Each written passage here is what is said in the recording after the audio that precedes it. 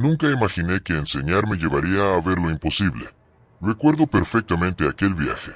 El bus avanzaba lento entre caminos de tierra, cubiertos de polvo y silencio. A cada kilómetro, el paisaje se volvía más desolado. Montañas secas, casas de madera inclinadas por los años, y un aire espeso que olía a leña y soledad. Cuando por fin llegué al pueblo, sentí una mezcla de tristeza y ternura. Los postes de luz eran improvisados, palos amarrados con cables viejos que chispeaban cuando caía la noche. La escuela era apenas una casita hecha de tablas húmedas, con un techo de zinc oxidado y un piso de tierra que levantaba polvo con cada paso. Los niños me esperaban afuera, algunos descalzos, otros con la ropa remendada, pero todos con una sonrisa. Había nobleza en sus miradas, un deseo sincero de aprender. Y eso, más que cualquier cosa, me dio fuerzas.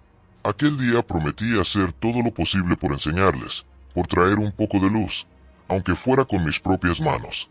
Los primeros días fueron rutina, pero había algo en la noche que el pueblo callaba. Con el paso de los días, la vida en el pueblo empezó a volverse costumbre. Cada mañana, el sonido de los gallos marcaba el inicio de las clases. Los niños llegaban riendo, con cuadernos hechos de hojas sueltas y pedazos de cartón. Yo escribía con tiza sobre una tabla vieja que servía de pizarra, y a pesar del polvo y el calor, había algo hermoso en esas voces repitiendo las palabras, tratando de aprender. Recuerdo a uno de ellos, Miguelito, que siempre llegaba con los pies sucios de barro, pero con los ojos llenos de curiosidad, y a su madre, Doña Rosa, que solía esperarme afuera con un jarro de agua y una sonrisa. Un día, al despedirse, me tomó la mano y me dijo en voz baja: «Maestro, si alguna vez escucha o ve algo raro por la noche, no pregunte nada». No entendí sus palabras, pero su tono me dejó inquieto. Por las tardes, el pueblo parecía tranquilo. Los hombres jugaban dominó frente a la tienda. Las mujeres conversaban mientras lavaban ropa en los baldes, y el aire olía a leña y café. Pero cuando el sol se escondía, algo cambiaba. Las risas se apagaban, las puertas se cerraban temprano, y en el silencio se escuchaban murmullos que no supe de dónde venían. Hasta que una noche, el bullicio fue distinto. Lo que escuché no fue un animal, ni un juego. Esa noche me despertó un ruido extraño, como gritos mezclados con pasos apresurados. Al principio pensé que era una pelea, pero los alaridos crecían, y entre ellos se escuchaban risas nerviosas, como de gente que no sabía si tenía miedo o furia. Me puse la ropa a toda prisa y salí.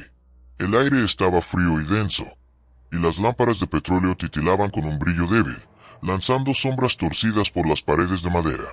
En la calle, casi todos los hombres del pueblo forcejeaban con algo que se movía con violencia. Me acerqué, y cuando la luz alcanzó a iluminar el suelo, vi un cerdo, gordo, de piel rosada, cubierto de barro y sangre. Gritaba desesperado mientras los hombres lo sujetaban de las patas y del hocico con cuerdas gruesas. Uno de ellos, con la cara sudada y los ojos desorbitados, gritó. Lo agarré. Agarré al nahual. El olor era insoportable. Sudor, humo y miedo. Otro hombre salió corriendo de una casa con una varilla de hierro al rojo vivo. Sin pensarlo, la hundió contra el vientre del animal. El chillido que soltó fue tan agudo, tan humano, que me estremeció el alma. «Basta», grité. «¿Qué le están haciendo? Es solo un animal». Todos se quedaron en silencio por un segundo. Uno de ellos me miró con desconfianza y respondió: «¿Qué pasa, maestro? ¿También es uno de ellos o qué?». No supe qué decir. Sentí que el corazón me golpeaba el pecho. Entonces, entre la multitud, apareció Doña Rosa, la madre de Miguelito.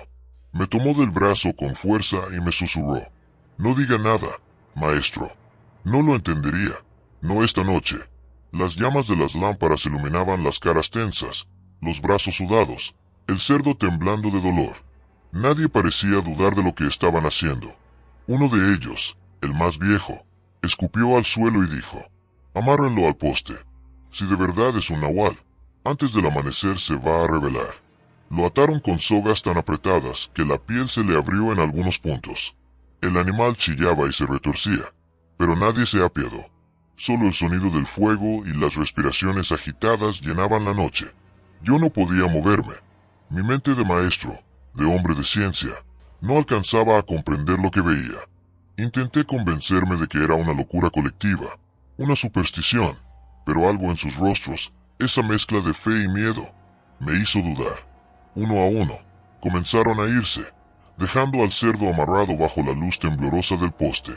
Antes de entrar a su casa, el hombre del hierro dijo: «Mañana sabremos la verdad. Si es un animal, ahí quedará. Pero si no, que Dios nos libre». El silencio volvió al pueblo. Solo quedaba el cerdo, respirando con dificultad, y yo, mirando desde mi puerta, con la garganta seca y el alma revuelta. Cuando el reloj marcó las 5:15 de la mañana, un grito volvió a romper el silencio. Salí corriendo, temblando, y entonces lo vi. En el mismo poste donde amarraron al cerdo, ya no había un animal, había un hombre. Lo que estuvo amarrado, ya no era cerdo.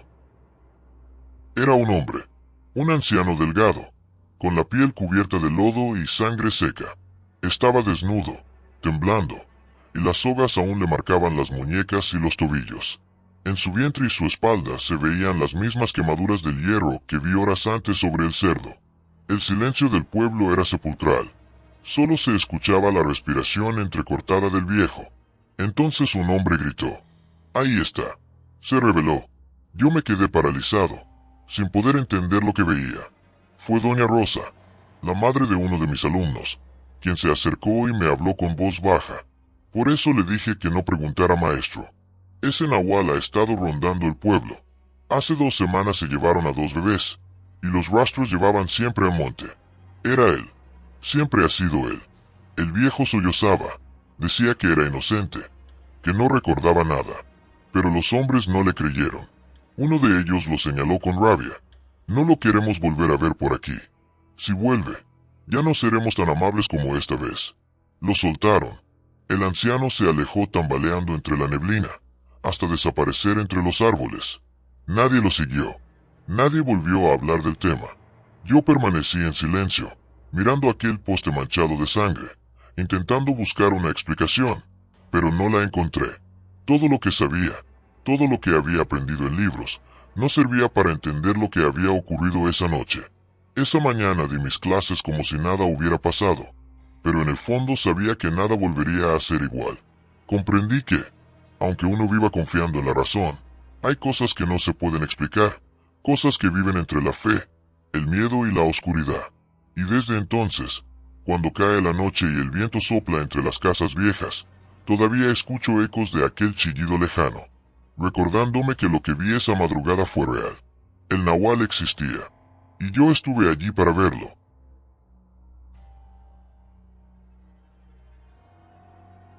Una noche entraron a robar a la escuela de mi hija. Se llevaron todo lo de valor. El área audiovisual quedó vacía, sin televisores, sin equipos de sonido, sin nada. Cuando llegamos al día siguiente, las aulas parecían fantasmas. Los niños miraban las paredes desnudas y los maestros no sabían ni por dónde empezar. Pero la gente del pueblo es noble. Todos los padres de familia se unieron. Cada uno aportó lo que pudo. Unos llevaron mesas, otros sillas, otros viejos parlantes. Yo soy técnico, así que me ofrecí a ayudar con la parte eléctrica y de sonido, para volver a dejar la sala audiovisual como nueva.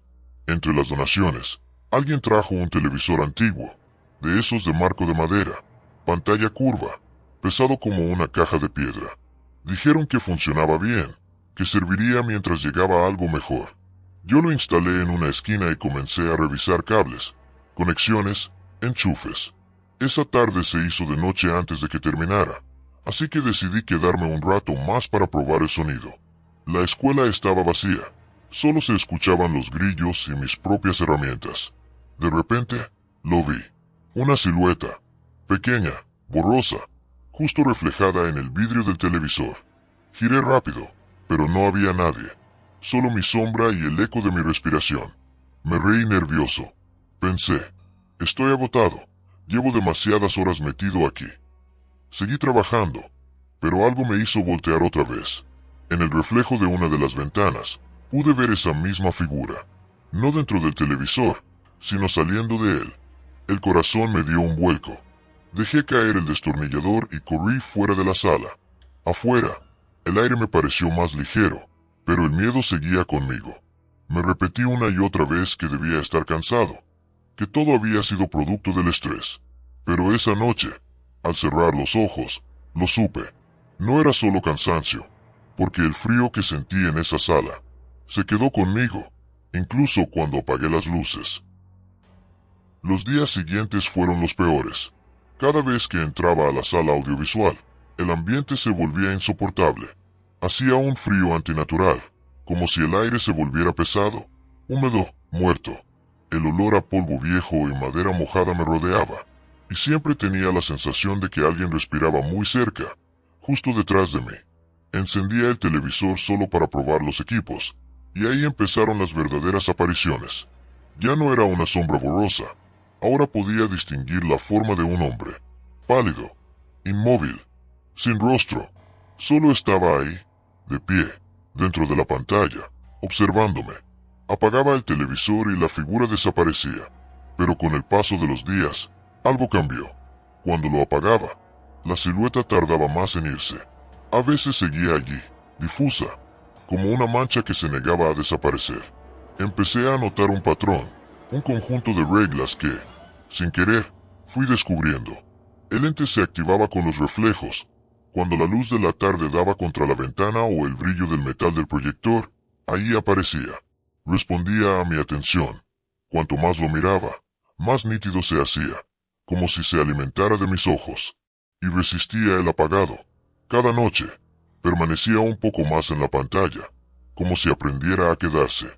Intenté ignorarlo, fingir que todo era una coincidencia, pero ya no dormía bien. Las jaquecas se hicieron diarias, y empecé a escuchar en mi mente el zumbido del tubo del televisor, incluso cuando estaba lejos de la escuela. Sabía que me estaba volviendo paranoico, o eso quería creer. Me prometí terminar el trabajo lo antes posible. Conecté lo último, limpié las herramientas y entregué la sala al director. Cuando crucé la puerta por última vez, respiré hondo y pensé que todo había terminado. Pero me equivoqué, porque el televisor no se quedó allí. Pasaron unas semanas. El proyecto había terminado. La escuela ya funcionaba con normalidad y yo intentaba olvidarme de todo. Pero un día, durante la entrega de notas de mi hija, no pude resistir la curiosidad. Después de recibir las calificaciones, me acerqué a la sala audiovisual y me quedé helado. El televisor ya no estaba. Pregunté con disimulo a uno de los profesores qué había pasado, pero cambió de tema. Otro simplemente dijo: no lo necesitábamos, así que lo retiramos. Y nada más. Ni miradas, ni explicaciones.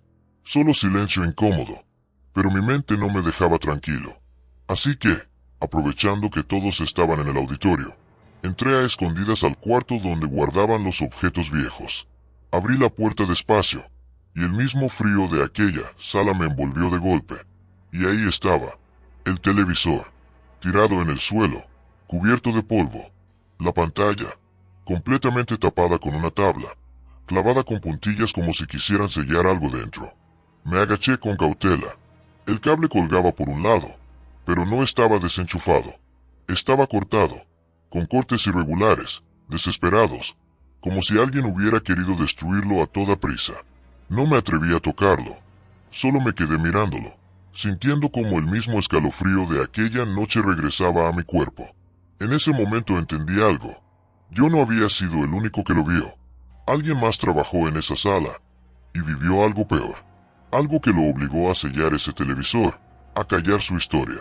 Me fui de la escuela sin decir nada, pero la imagen me siguió hasta hoy. A veces, cuando cierro los ojos, vuelvo a ver esa tabla clavada, como si del otro lado todavía hubiera algo esperando.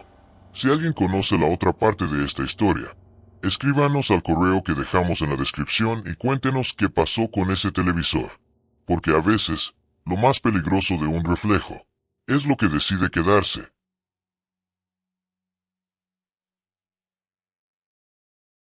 Siempre escuché decir que en la noche de Halloween los espíritus caminan entre los vivos, pero nunca imaginé que me tocaría verlo con mis propios ojos. Yo era adolescente cuando una amiga me invitó a una fiesta de disfraces en su casa. Me dijo que habría música, comida, mucha gente, y que podía ir disfrazado de lo que quisiera. Acepté sin pensarlo. No era muy bueno socializando, así que para mí era la oportunidad perfecta para pasar una noche diferente. Cuando llegué, quedé impresionado. La casa estaba increíblemente decorada, telarañas colgando del techo, luces naranjas y negras iluminando cada rincón, esqueletos de plástico en las paredes, calabazas con velas, y una música que hacía vibrar todo el lugar. La gente reía, bailaba, y por primera vez en mucho tiempo, me sentí feliz, libre, parte de algo. Subí al segundo piso, donde había un pequeño corredor que daba vista al jardín. Allí conocí a una chica, y desde el primer momento hicimos clic. Era amable, divertida, y por alguna razón, hablar con ella me resultaba fácil, como si la conociera de antes. Nos quedamos conversando un rato, mirando la fiesta desde arriba, hasta que ella se quedó callada, mirando hacia afuera. ¿La ves?, me dijo en voz baja. Seguí su mirada, y entonces la vi también. Afuera, justo al borde de la calle, había una mujer vestida completamente de negro. Tenía un velo cubriéndole el rostro, el cabello largo, sucio, cayéndole hasta la cintura. Sus rodillas parecían sangrar, y estaba descalza, empapada, como si acabara de salir de un río. Al principio me asusté, pero enseguida pensé, ¡qué gran disfraz! Hasta sentí admiración por el realismo. La chica y yo, casi al mismo tiempo, le gritamos, «Pasa, pasa, ven a la fiesta». Pero la mujer no respondió. Solo se quedó quieta unos segundos, y luego empezó a moverse lentamente, deslizándose hacia la entrada de la casa. La oscuridad la fue cubriendo poco a poco, hasta que su figura se perdió por completo. La esperamos unos segundos, con una sonrisa nerviosa, pero ella nunca llegó a la puerta. Apenas la mujer desapareció en la oscuridad, la chica y yo nos miramos, intrigados, y sin pensarlo dos veces, bajamos corriendo las escaleras para recibirla. Pero cuando llegamos a la puerta, no había nadie. El jardín estaba vacío, la calle desierta. Solo el viento movía las hojas secas. Entramos otra vez a la casa, confundidos, buscando entre la gente. Revisamos la sala, la cocina, los pasillos, pero no había rastro de ninguna mujer vestida de negro. Empezamos a preguntar a los demás invitados, casi riendo por nervios. ¿Vieron entrar a una mujer con un velo negro?, pregunté. ¿Una que venía del jardín? Las respuestas fueron las mismas. No, nadie la había visto. Nadie sabía de quién hablábamos. Fue ahí cuando la risa se nos apagó. Nos quedamos en silencio, mirándonos. Ambos habíamos visto exactamente lo mismo. Y sin embargo, para todos los demás, esa mujer nunca existió. De repente, la música empezó a sonar más baja, como si viniera desde muy lejos. Las luces parpadeaban, y por primera vez, la decoración que antes me parecía divertida se sintió macabra. Los esqueletos parecían observarnos. Las sombras se estiraban por el suelo. Esa noche la fiesta siguió, pero yo ya no podía disfrutarla. Tenía la mente en esa figura, en ese rostro oculto tras el velo. Cuando volví a casa, la sensación no se fue, y aunque traté de dormir, cada vez que cerraba los ojos, seguía sintiendo esa mirada detrás del velo, siguiéndome desde la oscuridad. A la mañana siguiente, el teléfono sonó muy temprano. Era la chica con la que había pasado la noche en la fiesta. Su voz estaba temblorosa, y entre sollozos apenas podía hablar. «Pasa algo», logró decir. «La mamá de mi amiga, la dueña de la casa, murió anoche». Me quedé en silencio. No supe qué responder. Dijo que los médicos no entendieron lo que había pasado, que había sido algo repentino, una enfermedad que avanzó tan rápido que no le dio tiempo de llegar al hospital. Yo escuchaba su llanto desde el otro lado del teléfono, mientras ella repetía una y otra vez: «Fue por nosotras, fue por lo que hicimos». Le pregunté a qué se refería, y entonces me lo dijo.